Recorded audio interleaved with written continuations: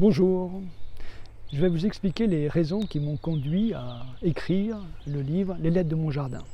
Et tout d'abord, l'idée m'en est venue suite à la lecture d'un livre écrit par un biologiste américain, David Haskell, « Un an dans la vie d'une forêt ». Il y décrit le monde animal et végétal qu'il a pu observer sur 1 mètre carré d'une forêt des Appalaches.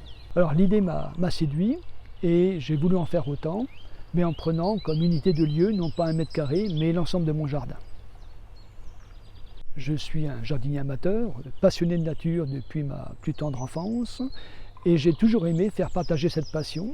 L'écriture d'un livre, c'est une expérience qui m'a toujours tenté. Aussi, j'en ai parlé très rapidement autour de moi pour me forcer à aller jusqu'au bout de cette expérience, en me disant, maintenant que tu as dit ce que tu allais faire, il faut que tu fasses ce que tu as dit que tu allais faire. Maintenant, pourquoi ce titre, Les lettres de mon jardin? Eh bien, déjà, les lettres de mon moulin étaient prises par Alphonse Daudet, et en plus, ça n'avait pas de sens, j'ai pas de moulin. Plus sérieusement, l'idée de ce titre s'est imposée à moi dès lors que j'ai opté pour structurer le livre pour un abécédaire. L'abécédaire offre l'avantage de ne pas se prendre la tête pour structurer le plan. Il suffit de suivre l'alphabet, ce qui paraît assez simple. Et effectivement, ça l'est, du moins au démarrage. Parce que quand il s'agit d'illustrer le W, X, Y ou Z, il faut se prendre un peu plus la tête. Mais ça, je vous laisse le découvrir lors de la lecture.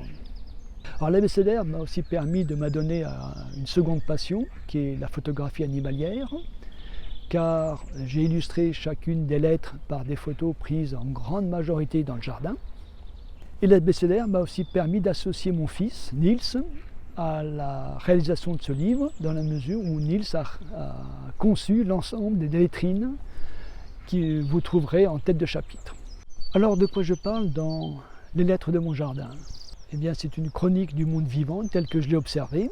Au cours de cette balade immersive, vous ferez la connaissance des nombreux insectes, des oiseaux, les quelques mammifères, sans oublier les plantes vivaces et les principaux arbres caractéristiques de mon jardin.